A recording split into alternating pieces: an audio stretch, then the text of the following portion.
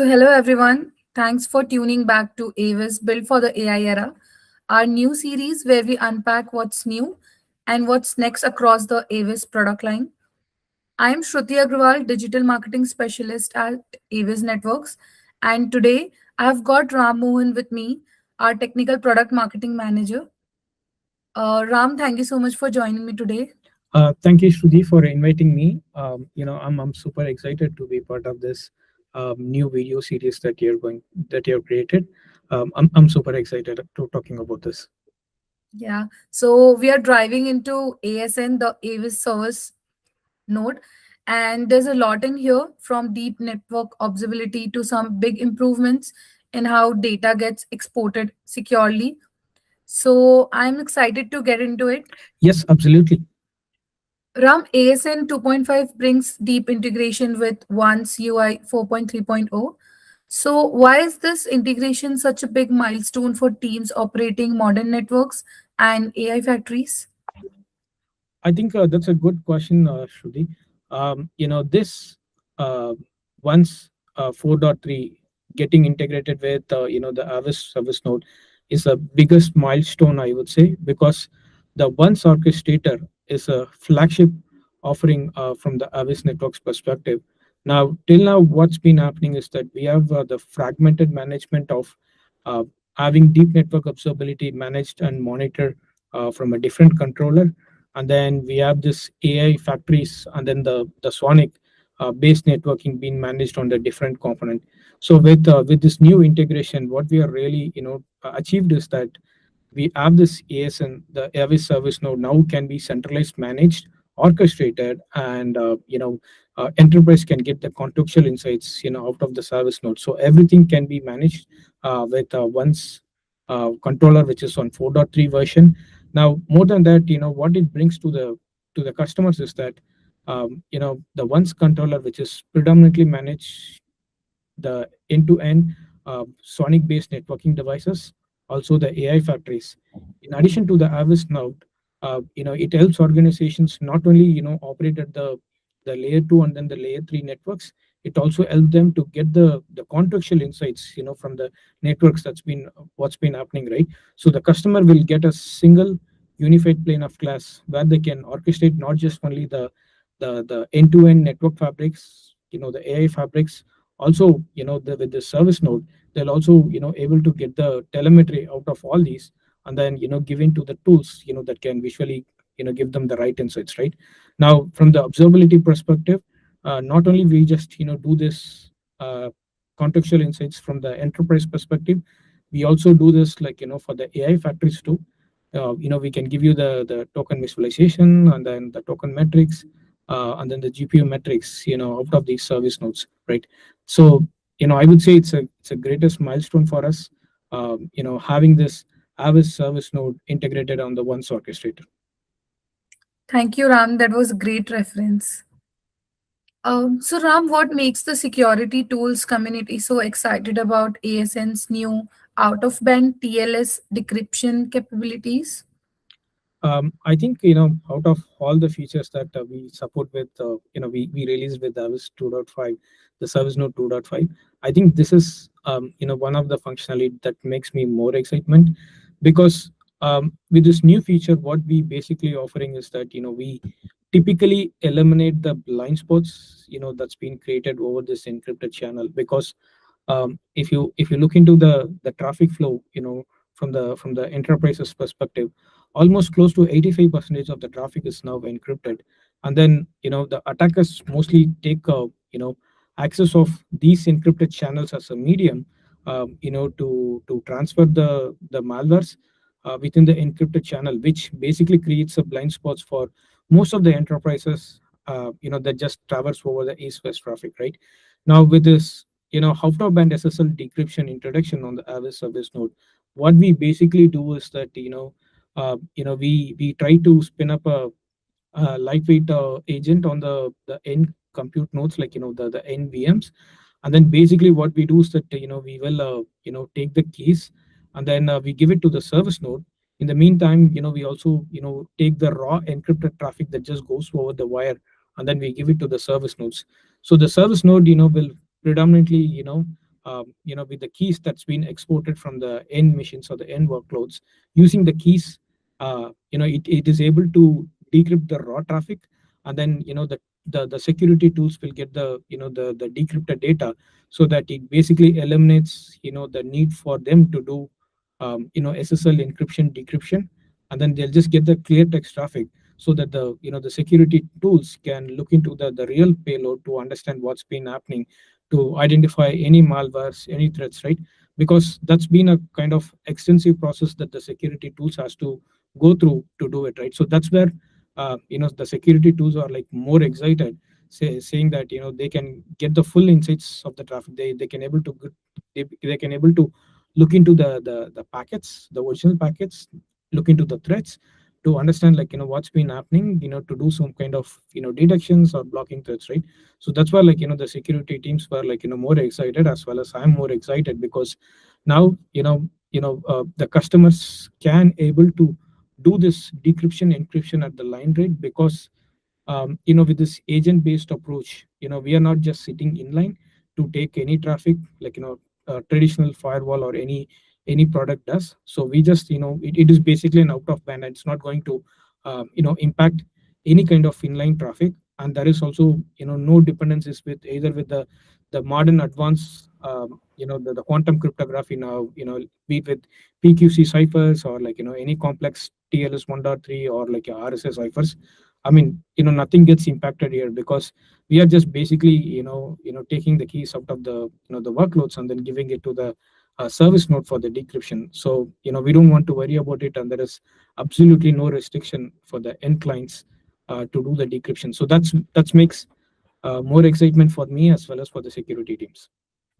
So, Ram, with ASN 2.5 expanding beyond Kafka to include native IPFIX export, how does this help existing network and security teams who rely on legacy network and application monitoring platforms?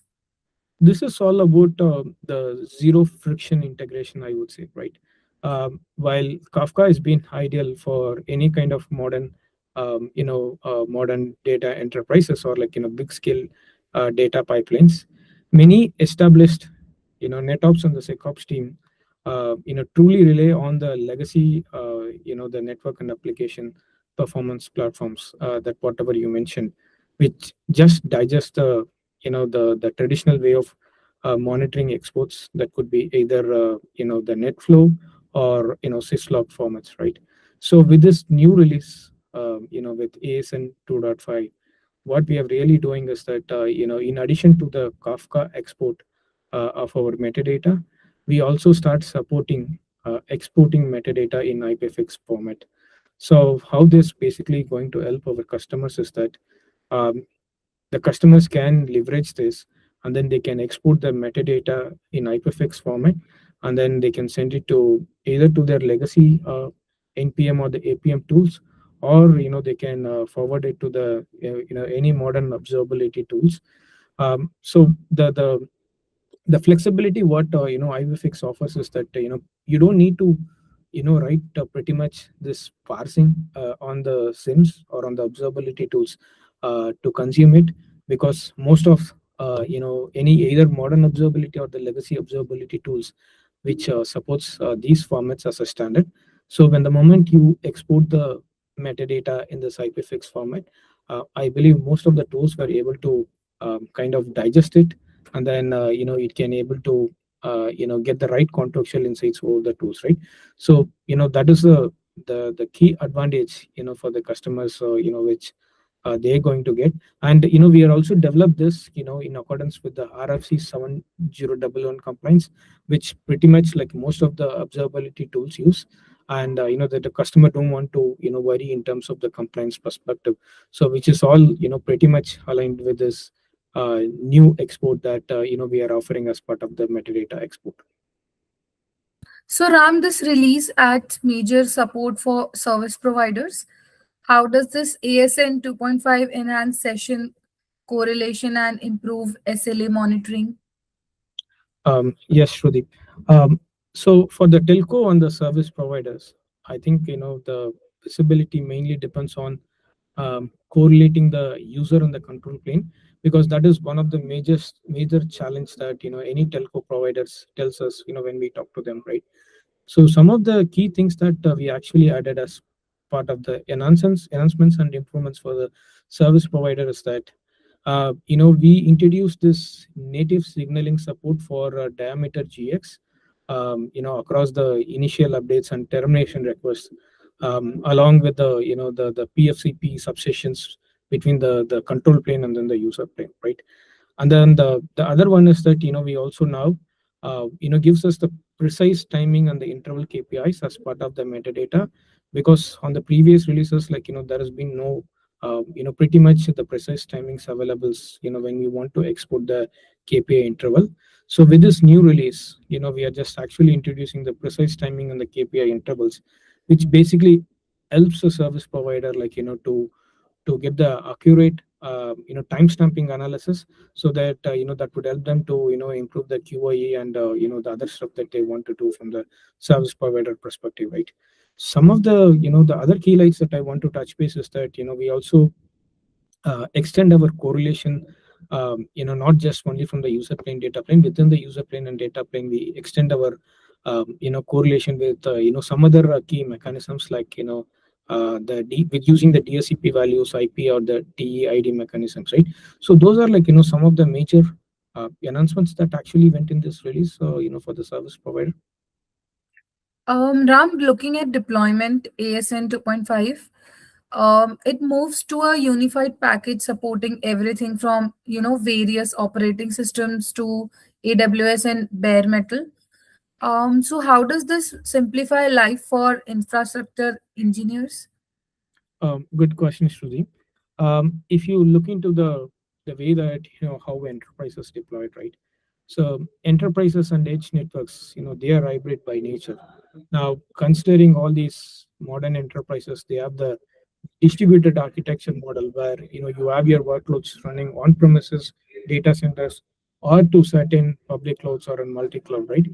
Engineers, they should not have to manage different types of monitoring tools, or different types of having different types of monitoring controllers to manage different things. So basically it introduces silos within these management controllers, and that creates a complexity for the engineers in terms of their day-to-day operations, right? So what is the service node actually simplifies is that we are just giving it as one package for any environment. So basically you can spin up this service node, be it on your bare metal. You can also use this Aviz service node and implement as a VM. You can also spin up as a VM in any kind of private cloud environments, be it with VMware, Nutanix, or any other vendor.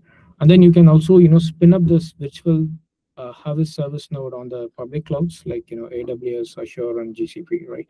So that's all about our software package, right? We also optimize this package for the air-gapped installations, where you can actually take this Avis service node as a software, and install it in a small box, like a mini PC, and then which doesn't require any kind of internet access. We can just give you an OVA or a package. You can basically spin that on the air-gapped environment, which is pretty much helpful for Fed and then the government agencies, right? So it's a kind of consistent operational model, I would say. It's a kind of unified software that just works for all systems, starting from your data center edge, and then to your hybrid cloud, or to your multi-cloud, or even from your air-gapped environments, right? That's what the packaging that we have just introduced in this new release. So that's a wrap on what's new in Avis Service Node. Huge thanks to Ram for walking through all of this. And thank you so much for watching. We'll catch you in next one. Thank you, Shruti. Thank you, Ram.